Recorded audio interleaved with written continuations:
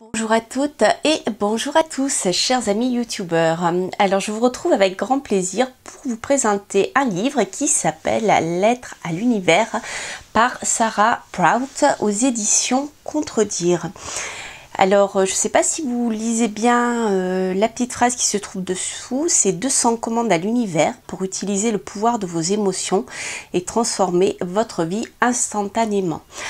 Alors, je résumerai en fait déjà ce livre avec un seul mot, c'est-à-dire la magie. Parce que la magie, ce n'est pas forcément des choses négatives. La magie met en œuvre dans l'univers des forces énergétiques qui permettent de faciliter certaines choses dans la vie. Et voilà un peu comment l'auteur va nous présenter ces fameuses 200 commandes à l'univers. Alors, pour résumer, cet auteur raconte au début du livre, alors je vais enlever mes petits marque-pages, vous voyez, ils sont beaux. Donc, en fait, elle raconte un peu le début de sa vie amoureuse et familiale, qui était très difficile pour elle.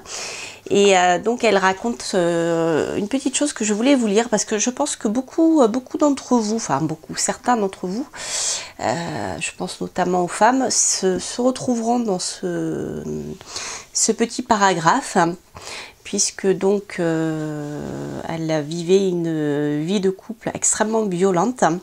Donc la violence, ce n'est pas forcément toujours physique, elle peut être aussi physique et psychologique, et des fois que psychologique. Et donc elle est passée en effet par une étape comme celle-ci dans sa vie, et elle raconte rapidement comment elle en est sortie. Donc je vais vous lire un petit passage que j'ai trouvé très intéressant. À cette époque, je n'avais pas d'argent, peu confiance en moi et pas la moindre idée de la façon dont j'allais mettre fin à 10 ans de mariage pour refaire ma vie alors que j'avais 2 jeunes enfants à nourrir. Je ne savais pas non plus que cette souffrance serait un puissant catalyseur qui accélérerait mon désir de transformation. Le fait est que c'est quand la situation devient insupportable qu'on est forcé de se donner un nouveau plan d'action. Cela dit, il n'est pas simple de partir. En moyenne, une personne prisonnière d'une relation abusive doit s'y reprendre 7 fois avant d'y parvenir. Chaque tentative de s'extraire de la situation est plus difficile et dangereuse que la précédente. J'ai tenté de quitter mon mari au moins 9 fois. Quand j'ai finalement eu le courage de le faire, j'avais 30 000 $ de dettes, 2 valises et j'étais pleine d'espoir pour le futur. Quel défi toutefois. Je ne savais pas comment j'arriverais à nourrir mes enfants. Le montant d'aide sociale que je recevais nous laissant sous le seuil de la pauvreté. Et oui. je rigole parce que j'entends tellement de choses autour de ça que notamment de certaines personnes qui disent mais oui, avec les aides sociales, de quoi te plains-tu, voilà, tu t'en sors, etc. Donc je trouve que c'est bien de le rappeler que quand on est une femme seule, sans travail et ayant pour toute aide des aides sociales qui sont parfois pas toujours régulières et pas grosses, c'est très difficile de s'en sortir. Et voilà, donc j'insiste là-dessus parce que voilà, je sais que beaucoup de femmes passent par des périodes comme ça difficiles, et je trouve que c'est un bel espoir que nous transmet Sarah, parce que voilà, elle peut, je dirais, donner parfois le courage pour aller de l'avant, prendre les choses en main.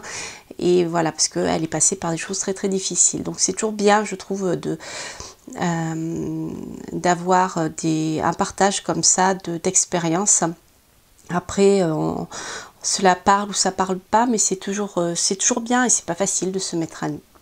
Alors, malgré tout, j'éprouvais un immense sentiment de libération. Pour la première fois de ma vie adulte, je me sentais en paix. Si, précisément à ce moment-là, vous m'aviez dit 10 ans plus tard que je vivrais à Las Vegas avec mon âme sœur, 4 enfants et 3 chiens, et que je dirigerais une entreprise à 7 chiffres en apprenant à des gens de partout dans le monde à manifester leurs désirs, je vous aurais traité de cinglé. C'est la grande beauté de l'existence, le fait que la souffrance devienne un portail quand on est prêt à jouer avec l'énergie de l'univers et à inviter son propre pouvoir à se manifester.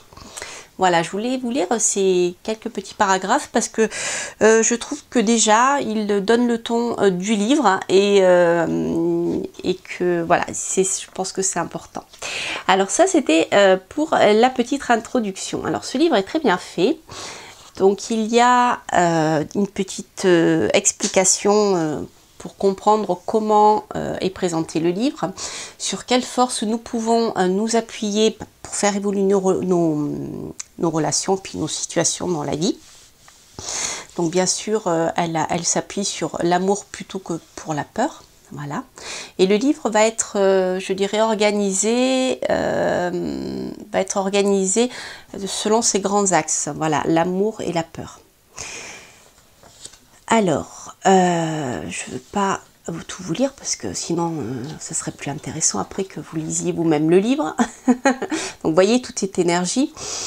Donc, elle nous explique que, en fait, même sur le plan, sur le concept du divin, après, chacun est libre de croire en ce qu'il veut, mais que, de toute manière, nous sommes tous connectés sur cette terre avec les végétaux, les minéraux, etc. Ceux qui pratiquent régulièrement la magie le savent, ceux qui connaissent bien l'ésotérisme le savent aussi. Et donc elle va nous expliquer bien comment utiliser ces forces de l'univers pour arriver à ce que l'on souhaite, c'est-à-dire entre autres à développer nos potentiels et surtout à être en paix avec soi-même et avec l'univers. Alors, la seconde partie, donc on retrouve 100 mini-méditations pour s'élever au-dessus de la peur. Donc puisque en effet ce qui bloque, on est d'accord, c'est la peur. Nous savons tous que parfois nous avons envie de faire des choses, mais que le manque de confiance en soi ou la peur de ne pas y arriver peut bloquer, ou la peur de l'inconnu tout simplement. Alors donc elle va proposer plusieurs petites choses donc qu'on appelle les sentiments de peur. Alors il y a le sentiment d'abandon, le sentiment d'abattement, l'absence d'amour, l'accablement, l'affolement, l'aliénation, l'agressivité, l'atterrement, l'anxiété et les blocages. Alors je voulais vous lire les blocages parce que je trouve qu'il est bien expliqué. Il y en a d'autres, hein, mais celui-ci me semble, je dirais, assez général pour que ça parle à un plus grand nombre d'entre vous. Alors, blocage. Vous avez l'impression d'être bloqué. Certains vivent la chose comme dans le film Un jour sans fin, dans lequel la monotonie de l'existence est amplifiée à l'extrême. Peut-être avez-vous tenté d'apporter un changement, une transformation sans que rien ne bouge dans la direction souhaitée. Ce qu'il y a de bon dans ce sentiment, c'est qu'il comporte deux choses qui perturberont votre réalité et provoqueront en vous le changement et l'inspiration souhaitée. Il s'agit de remplacer vos pensées et vos mots par d'autres. Si vous persistez à penser que vous êtes bloqué, l'univers réagira en vous convainquant davantage encore. Si vous persistez à vous plaindre verbalement de la vie que vous menez, l'univers contribuera davantage encore à ce sentiment. Ne l'oubliez pas, si vous apportez de petits changements à la manière dont vous pensez et parlez, votre réalité se transformera presque instantanément. Quand vous aurez l'impression d'être bloqué, voyez la chose comme une occasion de prendre une pause pour vous interroger sur ce que vous souhaitez véritablement. Alors je fais une petite pause avant de continuer, parce que y a des petites choses comme ça qui sont intéressantes. Vous verrez, il y a beaucoup de youtubeuses qui en parlent. Récemment, je crois que Solveig l'avait rappelé, elle en parle souvent justement dans ses vidéos. Et donc c'est vrai que lorsqu'on envoie des messages à l'univers par nos pensées, par nos paroles, simplement tous les jours, hein, puisque ce sont des énergies. Lorsqu'on envoie à l'univers des énergies négatives, et ben l'univers va nous renvoyer ce qu'on lui envoie, tout simplement. Si on dit tous les jours des choses négatives en disant je ne vais pas y arriver, etc., ben, l'univers l'entend et bien sûr on n'y arrivera pas, d'accord? Si par contre on envoie constamment des messages positifs en disant je vais y arriver, et bien l'univers entend je vais y arriver, d'accord? Et en effet, les choses vont se mettre en place pour que bien la réalité se manifeste. Alors ça, c'est quelque chose de très important, et vous verrez vers la fin du livre, il y a une autre petite chose dont je vous parlerai, qui explique aussi une manière de bien d'appuyer ses pensées positives. C'est pour ça qu'on parle d'ailleurs de pensée positive, hein. Voilà, être dans le positif, être dans la pensée positive constamment pour pouvoir arriver à ce qu'on veut. Alors, là, l'auteur, donc Sarah, a écrit un petit texte, hein, qui est une forme, je dirais, de message que l'on envoie à l'univers, et c'est exactement ce que l'on fait en magie lorsque on crée un rituel et on dit une phrase, on dit un couplet ou comme ce que l'on veut en fait, pour envoyer bien des mots à l'univers dans le sens de ce que l'on souhaite, et c'est exactement ça. C'est pour ça que tout à l'heure je vous parlais de magie. Alors, cher univers, je demande que se manifeste dans ma réalité actuelle une énergie nouvelle, agréable et vibrante. J'éprouve de la gratitude pour ce temps de réflexion qui m'aidera à y voir plus clair, et je me prépare à vivre un nouveau chapitre, excitant mon existence. Tout se déroule selon un plan divin mené à la perfection. Qu'il en soit ainsi, il en est ainsi. Voilà. Donc à la fin en général de chaque rituel, on termine toujours par qu'il en soit ainsi, et il en est ainsi. Voilà, il y a toujours une, comment dire, presque un ordre, vous voyez. Voilà.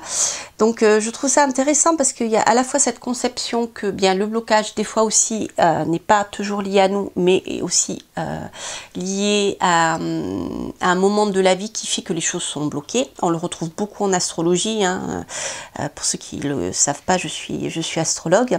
Donc c'est vrai qu'il y a des moments dans l'existence où eh bien c'est pas le moment. On a beau faire ce qu'on veut, ça ne se débloque pas. Voilà.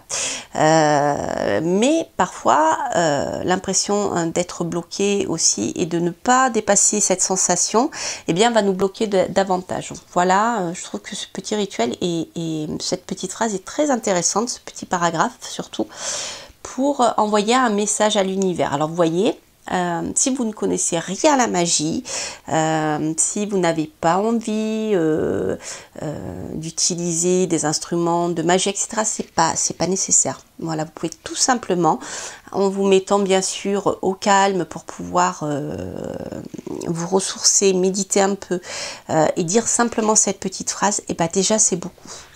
Alors ce qui est intéressant, c'est que à la fin donc de chaque petit mot en fait, hein, on retrouve des codes, d'autres petits mots qui sont en lien avec le blocage. Donc on a l'ancrage, on a la guérison et on a la transformation. Vous voyez, il y a une logique dans tout ça.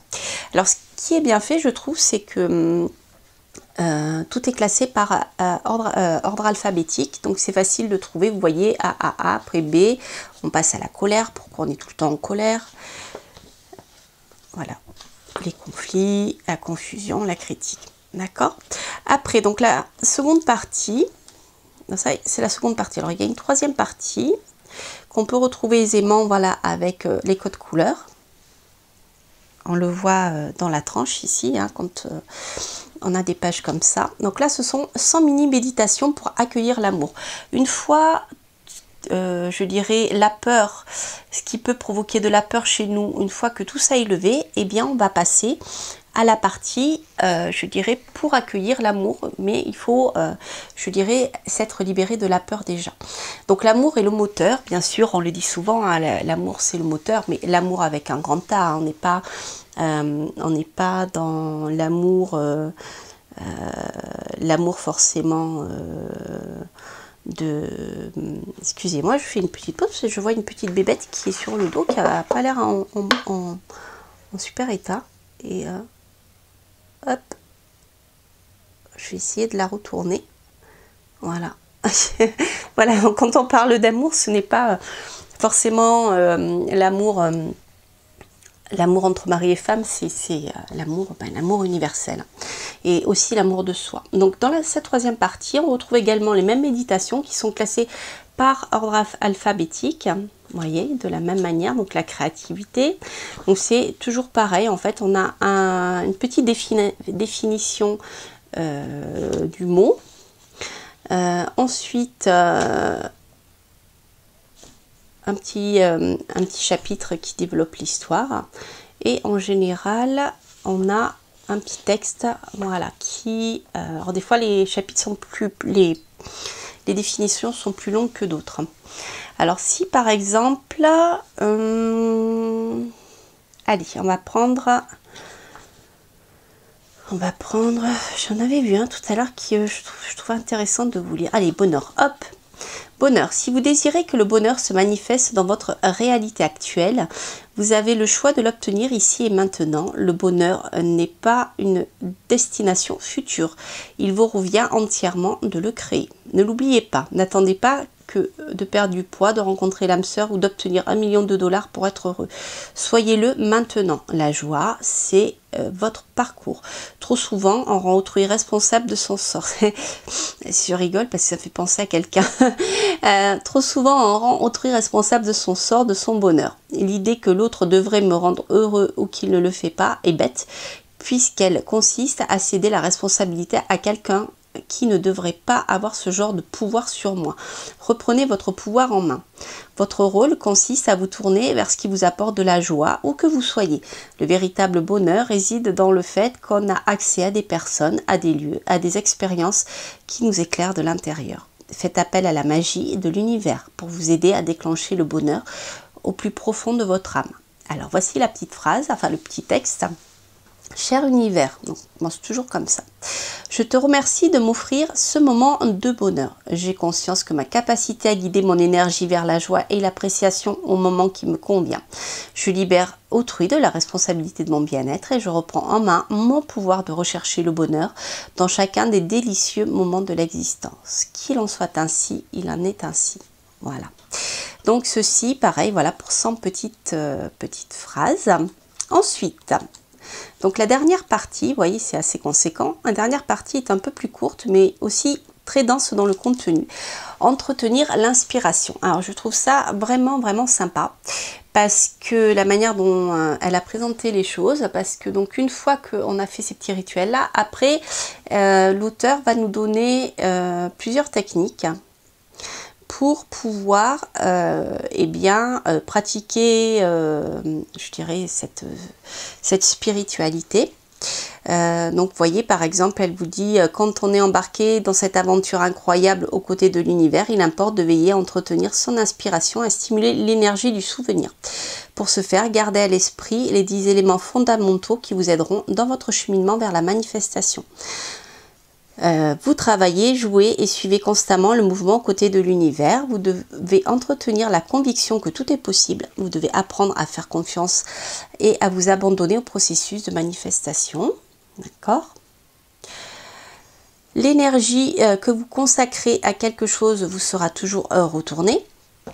Pensez à répéter cette affirmation, ceci au mieux encore. Votre parole est votre baguette magique. Pratiquez l'art de la gratitude. Choisissez avec soin vos fréquentations et trouvez une tribu. Alors ça en effet, c'est important parce que sur le plan énergétique, fréquenter des gens qui vibrent très bas, forcément nous entraîne à vibrer plus bas tout le temps. Tout est énergie. C'est comme si l'on consomme des aliments qui vibrent très bas. Notre taux vibratoire vibrera aussi plus bas. Donc ceci, on peut le mesurer d'ailleurs avec le pendule. Vous verrez, sur Radio Arcadie, j'ai un invité qui vous parlera de tout, un petit peu tout ceci, et ça sera donc début dans le premier trimestre de premier trimestre 2020, pardon, janvier, février, mars. Alors soit, oui, ça sera certainement diffusé après cette chronique, donc vous verrez, il vous explique un petit peu tout ça.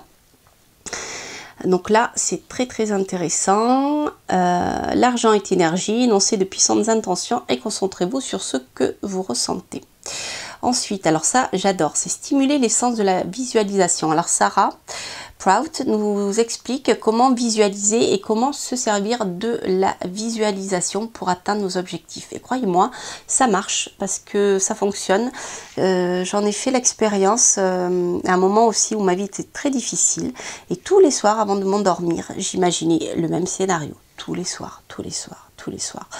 Et bien, à force de visualiser ce scénario, et bien, il s'est produit dans ma vie. Voilà, et finalement, vous voyez, on fait parfois de la magie sans le savoir. On est tellement mal que, eh bien, nous avons tous une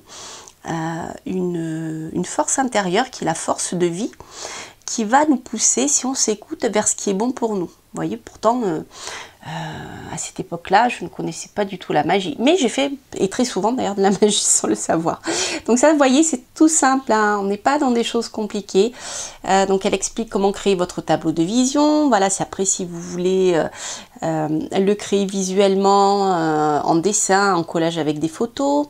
La conception de l'espace sacré. Donc là, par contre, on va rentrer, je dirais, dans quelque chose de beaucoup plus construit sur le plan des rituels, avec donc les cristaux, les bougies, les huiles essentielles. Voilà, là on rentre vraiment dans la partie magique qui peut faire peur, je dirais, à beaucoup d'entre vous, mais vous voyez, c'est très très simple. Les rituels quotidiens, faites-nous part de vos moments intimes avec l'univers, etc., etc. Voilà. Alors, je suis vraiment, c'était une belle surprise que j'ai eue dans ma boîte aux lettres, parce que ce livre est vraiment, je trouve, très facile à lire, à utiliser. Il met la magie au service de tous et de manière extrêmement simple. Donc il n'y a pas lieu de vous inquiéter parce que c'est de la magie, parce que etc. Donc non, tout est magie, tout est magie. Et la magie, c'est l'utilisation des énergies. Voilà. Donc c'est vraiment un ouvrage que je conseille à tout le monde, même si vous n'êtes pas pratiquant de religion, de rien du tout, hein.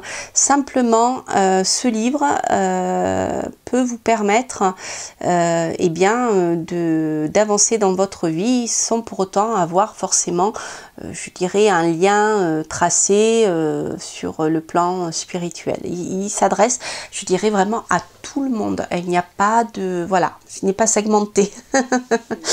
Voilà, et de manière très très simple. Donc vraiment, c'est un super ouvrage. Je suis contente de l'avoir découvert. Donc Sarah Prout, je vous lis le petit passage qui la présente, est conférencière, entrepreneur et auteur. Baptisée gourou de la manifestation par le magazine Cosmopolitan, elle a incité des millions de personnes dans le monde entier à mettre la magie dans leur vie. Voilà, et c'est ça. Et si grâce à l'univers nous disposions tous d'un pouvoir infini, bah, tout à fait, c'est exactement ça. Alors voilà, donc je suis, écoutez, ravie, je suis tombée sous le charme de ce livre. Donc je remercie Isabelle de me l'avoir fait découvrir.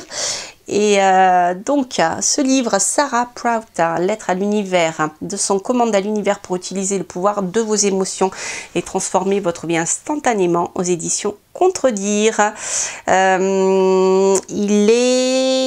Il doit paraître en novembre, donc je pense qu'il est déjà paru, ou si ce n'est pas encore fait, il le sera incessamment sous peu. Voilà, chers amis, bien écoutez, je suis ravie d'avoir partagé avec vous cette belle découverte. Et puis je vous dis à très bientôt pour de prochaines aventures. Bye bye.